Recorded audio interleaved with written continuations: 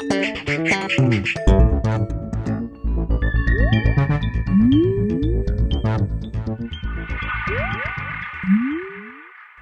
everyone and welcome to the Vortex, where lies and falsehoods are trapped and exposed. I'm Michael Voris. Please forgive me if I seem a little off my game today. I got a call last night from an old friend who I went to Notre Dame with, a classmate, good buddy. We were on the phone until after 3 o'clock this morning.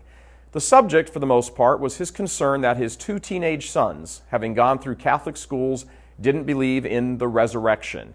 He was asking me how to explain this to them and show them the reality. Well, one thing led to another, as it always does when talking about the faith and the interconnectedness of Catholic dogmas, when we got to the subject of our Blessed Mother. He said to me point blank that the Church made up that, fill in the expletive, about the Assumption. I was making a point relating the resurrection to the Assumption. I was a little shocked at his lack of acceptance, not to mention his choice of words. As the discussion went on, I found out he also rejects the dogma of the Immaculate Conception, that Mary was conceived without original sin. Why? Because he also rejects the dogmatic teaching on original sin. Of course, all this rejection also means he totally dismisses the dogma of papal infallibility. I finally said to him, Bob, not his real name, Bob, it's a little hypocritical of you to call me all concerned about your boys rejecting the resurrection when you reject the Assumption, the Immaculate Conception, original sin, and papal infallibility. It's not only hypocritical, it's also intellectually dishonest. You expect your sons to accept a dogma given by the same source from which you personally reject 4 and probably a lot more. Such is the sad, sorry state of affairs in the Church today, and it is a typical example of how the faith unravels. The teachings of the Church are so connected, so intimate to each other, that to reject one ultimately leads to a rejection of most, if not all. It's exactly what we've been saying on the Vortex now for nearly 2 years. You're either Catholic or you're not. Now, I suppose some of our Protestant-minded Catholic leaders would have approached this case in an entirely different way. They might have said, we need to be more charitable and sweet and saccharin-filled. Well, it's exactly that approach that has stopped his children from going to Mass and dropped him to the level of a heretic.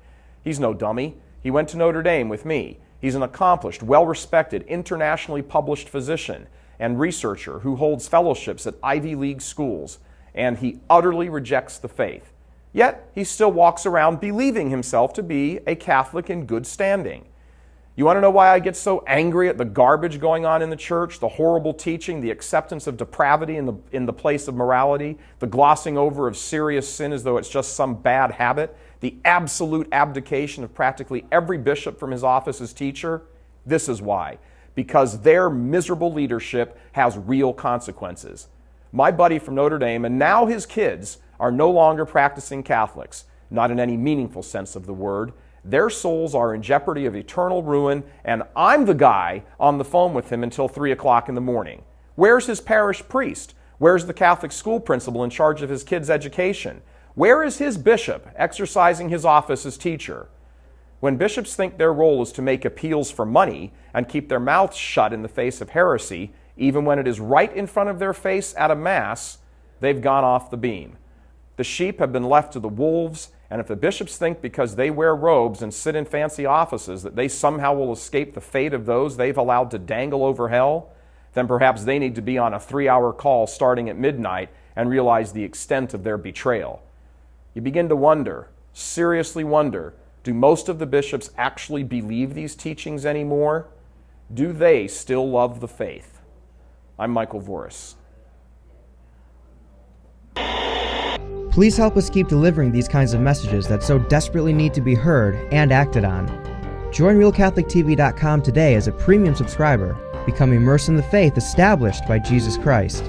The Catholic Church is the only hope against evil because that is its God-given mission. As our Lord said, apart from me, you can do nothing. Join RealCatholicTV.com today as a premium subscriber and come to learn and love Christ more deeply.